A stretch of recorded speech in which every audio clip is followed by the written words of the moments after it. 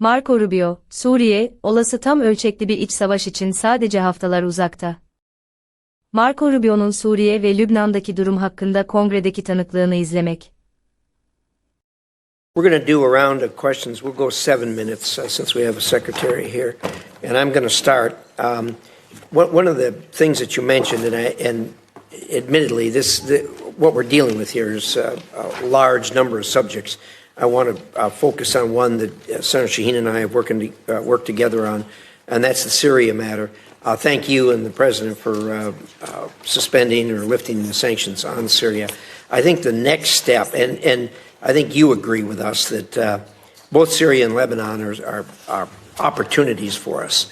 And we need to explore the opportunities with a careful eye on what's going on to make sure it stays on track. I think the next step, as far as I'm concerned, as far as moving Syria forward, is getting personnel on the ground there. And you and I talked about the possibility of opening the embassy. And I understand that this isn't a classified setting, but can you maybe describe for us the challenges of opening the embassy, why we haven't done it to this point, staying within the bounds of the... Yeah, well, it's entirely driven by security concerns. By the way, it's not the transitional authorities. We don't think they would harm us, but there are other elements on the ground in Syria that we have to be able to protect our Important people. point. And there are the ability, you don't just have to be able to get people in, you have to be able to get people out. We have all kinds of requirements that are there for a reason. If someone is hurt, do you have a medical evacuation plan? Can you secure a facility from an attack from an armed group, many of whom are still running loose in the country, unfortunately? It's one of the fundamental challenges the transitional authority is facing. On the broader point of Syria, I would say when Syria, if you look at the history of the region, when Syria is unstable, the region becomes unstable. And this has certainly been true after the Arab Spring led to the Assad rebellion against Assad, and that really destabilized the entire region. And then it turned Syria, frankly, into a playground for jihadist groups, including ISIS and others that used it to operate and to destabilize their partners. So you have this change in December. And my view, which I've discussed with many of you individually, is the bad news is that the transitional authority figures, they didn't pass their background check with the FBI. Okay, they've got a tough history and one that we understand. But on the flip side of it is, if we engage them, it may work out, it may not work out. If we did not engage them, it was guaranteed to not work out. In fact, it is our assessment that, frankly, the transitional authority, given the challenges they're facing, are maybe weeks, not many months, away from potential collapse and a full-scale civil war of epic proportions, basically the country splitting up. The good news is that there is a Syrian national identity. It is one of the places in the Middle East where Alawis and Druze and Christians and Sunni and Shia have lived and Kurds have lived alongside each other underneath the banner of a Syrian identity until it was broken by a butcher, Assad, who pitted them against each other. So they face a number of challenges. The first is they are dealing with deep internal distrust in that country because Assad deliberately pitted these groups against each other. He claimed to be the protector of the Alawis and the Christians and pitted them against the Druze or whoever else he wanted to, and the result is a deep level of distrust. The second is the displacement, upwards of 6, 7, 8 million Syrians living abroad, very successful, by the way, in the countries they go to.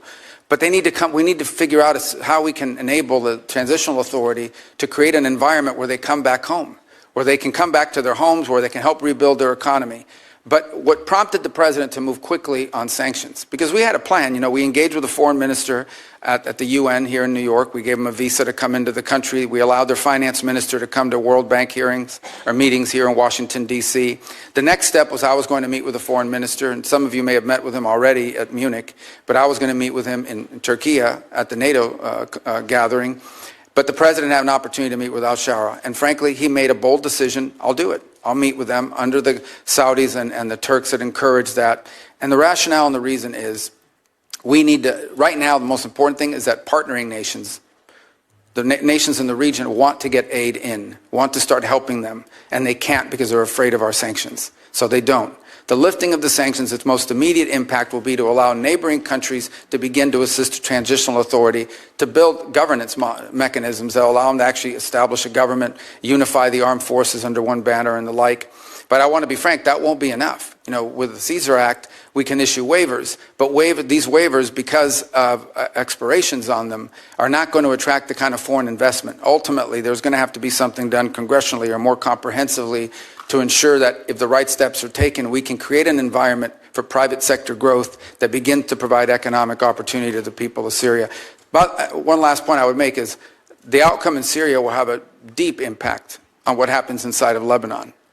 Because Lebanon, too, has been hurt by a combination of clashes at the border, but also they've had to assume responsibility for some of these Syrian refugees. We believe that, by the way. So the combination, if you think about a region, let's say 2 years from now, where Syria and Lebanon are stable, that opens up incredible opportunities around the region for all kinds of peace and security and the end of conflicts and wars. Obviously, this is a big task. It's big picture thinking, but it's a historic opportunity and one that we are obligated to try to explore and see if we can make it work. Thank you. I appreciate that, and I think we're in full agreement with this, and it is a conundrum as far as the sanctions are concerned. We've got the 6 months, but as you say, the future.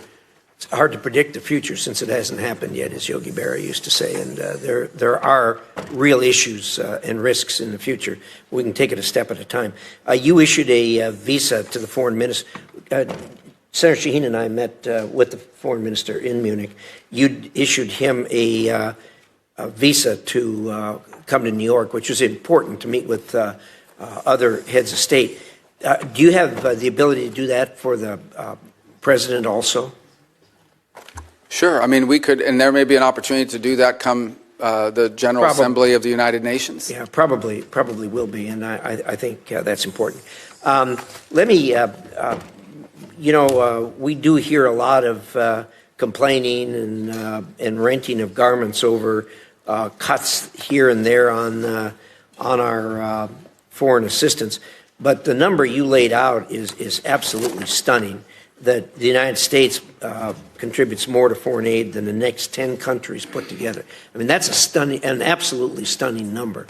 So I guess what you're telling us before we feel too guilty about it, that we need to look around and compliment ourselves for what we are actually doing and have been doing for a long time. Fair statement? Yeah, there's no doubt. And we want to do it in a smarter, more targeted way. Yeah. Lastly, let me give you a minute on PEPFAR.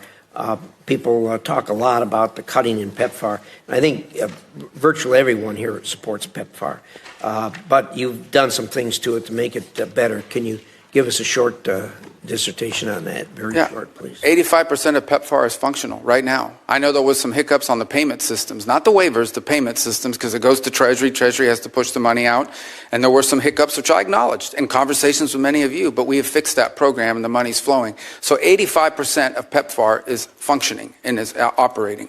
There was reduction in about 15% of or individual pieces of the program, but PEPFAR today stands at 85% of functionality. And when I hear these stories about, well, the money's, we're moving money out of the building every single day, 20 million one day, 35 million the other. I mean, money is moving out the door. It's going to somebody. Some of it is going to pay for work that was conducted in December, January, February before the freeze. So we are paying back invoices on some of them. But most of it, a lot of it, is going towards ongoing programmatic activities that are approved and that we've either through a waiver and or approval process are moving forward on.